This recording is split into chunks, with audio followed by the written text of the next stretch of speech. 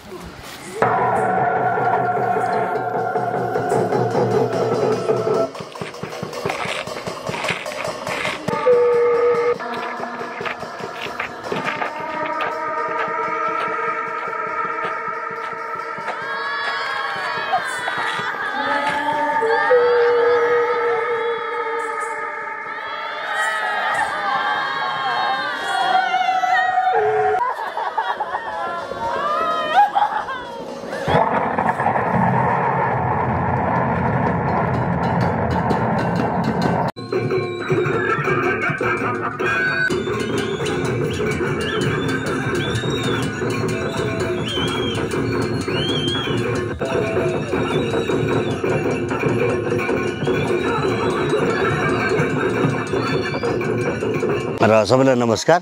म theatre artist सिक्किमबाट दीपक ढकाल र विशेष गरी आज हामीले यहाँनिर एउटा नाटक छोटो नाटक एउटा बोक्सी ठुलो कि झाँक्री भन्ने विषयमा यहाँनिर हामीले प्रस्तुत गरेका थियौँ र बुर्तुक सेकेन्डरी स्कुलको स्टुडेन्ट्सलाई लिएर यो एक हप्ताको हाम्रो वर्कसप थिएटर वर्कसप थियो नानीहरूलाई र वर्कसपको लास्टमा आज समापन दिनमा चाहिँ हामीले आज यहाँ प्रस्तुत पनि गऱ्यौँ र आज आउनुहुने विशेष गरी हाम्रो कल्चर डिपार्टमेन्टबाट secretary sir, deputy director madam, OSD sir, अफिसर्सहरू जति अब स्कुलको फ्यामिलिज अनि अरू यहाँ गाउँलेहरू पनि आएर सबैजनाको भागीदारीमा हामीले आज यहाँ प्रस्तुत गऱ्यौँ र हाम्रो यो बोक्सी ठुलो कि झाँक्री भन्ने चाहिँ विशेष देखाउनुको मकसद के थियो भन्ने चाहिँ हाम्रो अहिलेको केटाकेटीहरूले दन्ते कथा भन्ने कुरा बिर्सिसकेका छन्। यो प्रथा हराइसक्यो र हामीलाई अब जति पहिला पहिला भन्थे बाबाआमाहरूले, हजुरबा हजुरआमाहरूले त्यो कुराहरू हामीले पनि बिर्सिँदै गइरहेछौँ।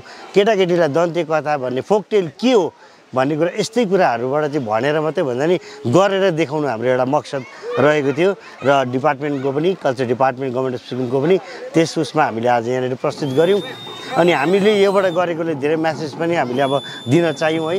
अन्तमा हामीले झाँक्री नै चाहिँ एउटा प्रशस्त रूपमा पाइने पनि हो अन्त ऊ नै चाहिँ बोक्सीभन्दा पनि ठुलो रहेछ भन्ने हामीले यहाँनिर नाटकबाट दर्शाउन चाह्यौँ। प्रोग्राम चाहिँ कसले अर्गनाइज यो प्रोग्राम अर्गनाइज गर्नुहुने चाहिँ NEZCC Dimapur north east zone culture centre in collaboration with culture department government of Sikkim.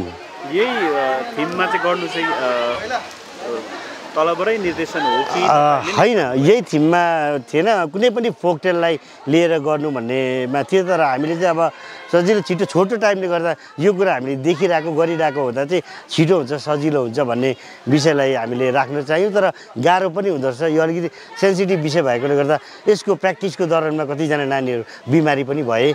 यहाँनिर हामीलाई त्यो सम्हाल्नु, यो अलिक एरिया सेन्सिटिभ भएकोले गर्दाखेरि कतिजना त्यस्तो भेट्ने स्टुडेन्टहरू रहेछ है। अनि हामीले त्यसलाई पनि ध्यानमा राख्दै यसलाई आज पूर्ण रूपमा सफल पार्यौँ। यो कथा चाहिँ तपाईँहरूले कसबाट चाहिँ कि तपाईँहरू आफैले सुनेकोलाई चाहिँ यो गर्नुभएको हो कि यो? हजुर, हामीले सुनेको यो फोकटेल सुनेको कथा चाहिँ कति अहिले त युट्युबतिर पनि पाइन्छ, त्यसलाई नै हामीले डायलगहरू हालेर त्यसलाई हामीले एउटा नाटकीय ढङ्गमा दर्शाउन चाहेको हो। यसमा चाहिँ कसरी चाहिँ बोक्सीले चाहिँ हार मान्नु पर्यो लास्टमा? बोक्सीले कसरी हार मान्नु पर्यो भन्ने कुरामा चाहिँ के छ भन्दाखेरि उनीहरू बिचमा खेलहरू 3-4वटा खेल खेलिन्छ है। आगोमा हिँड्ने खेलमा पनि बराबर हुन्छ, बान हान्छ, बान हान्दा पनि एकअर्काको श्रीमती र श्रीमान मर्ने हुन्छ।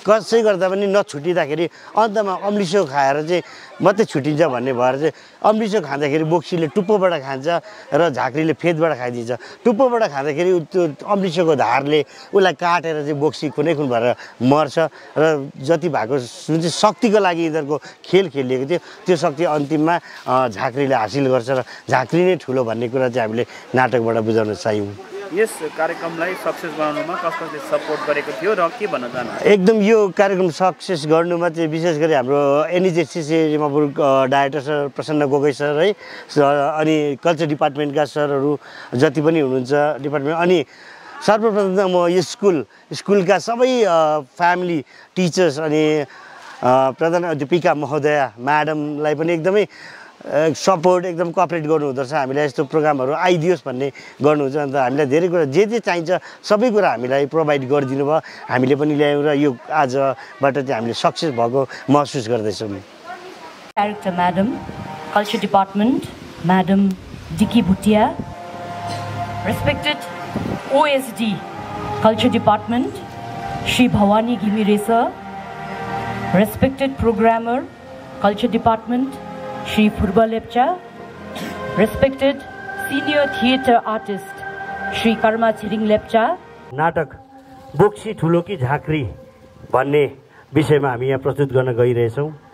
विशेष त हामीले यो अहिलेको भाइ बहिनीहरूले यो दन्ते कथा भन्ने सुन्ने प्रथा हराइसकेको छ र दन्ते कथा कस्तो हुँदो रहेछ, कसरी यसलाई भनिन्थ्यो भन्ने कुरा हामीले अलिकति नाटकीय ढङ्गमा हामीले यहाँ पेश गर्न गइरहेछौँ। स्कुलका सबै टिचरहरू साथै एसएमसीका यहाँ प्रेसिडेन्ट म्याडम पनि हुनुहुँदो रहेछ, तपाईँलाई पनि तपाईँको समस्त परिवारलाई पनि, साथै मेरो कल्चर डिपार्टमेन्टबाट आउनुभएको मेरो अफिसर साथीहरू, अनि साथसाथै यस स्कुलका नानीहरू सबैलाई म स्वागत गर्न चाहन्छु। साथसाथै तपाईँहरूलाई एकदम के भन्न चाहन्छु भने चाहिँ जुन चाहिँ आजको नाटकले जुन चाहिँ एउटा शिक्षा दियो हामीलाई चाहिँ होइन, कुन चाहिँ राम्रो कुन चाहिँ नराम्रो रहेछ त्यस विषयको लिएर, र तपाईँहरूले राम्रो साथले पढाइ गर्दै जानुहोस्। पढाइदेखि बाहेक अरू पनि हुँदो रहेछ, जस्तै खेलकुद छ, डान्स छ, तपाईँले नाटक देख्नुभयो, नाटकदेखि अरू आफ्नो जुन जुन ट्यालेन्ट छ त्यो ट्यालेन्ट गर्नुहोस्। पढाइ त एउटा नम्बर 1 कुरो हो, पढाइदेखि बाहेक चाहिँ अरू पनि हुनसक्छ। त्यस कारणले गर्दा जति पनि नानीहरू हुनुहुन्छ तपाईँहरूले एकदम मेहनत गर्नुपर्छ। जसले मेहनत गर्छ उसलाई नै राम्रो हुन्छ। पढाइ त हुँदै गर्छ नि, तर पढाइभन्दा पनि सेकेन्डरी कुरो चाहिँ आफ्नो स्किल, आफ्नो ट्यालेन्ट देखाउने, एक्सपिरियन्सहरू देखाउने चाहिँ तपाईँहरू हुन्छ। र जति नानीहरूले सक्छ, स्टुडेन्ट नानीहरूले तपाईँहरूको उमेर अनुसारले कलिलो छ, एकदमै राम्रो साथले तपाईँहरू यो के भन्छ सिक्दै जानुहुन्छ। म पनि पहिला यहाँ सिभिल सर्भिसमा आउनुभन्दा अगाडि चाहिँ म 10 वर्ष स्कुलमा काम गरेँ as a bio teacher, post graduate teacher 10 वर्ष जस्तो काम गरेँ सेन्ट्रल पार्टीमा। त्यहाँदेखि म अन्डर सेक्रेटरीमा आएर चाहिँ अहिले अल इन्डिया सर्भिसमा पनि इन्डक्ट भएको छु।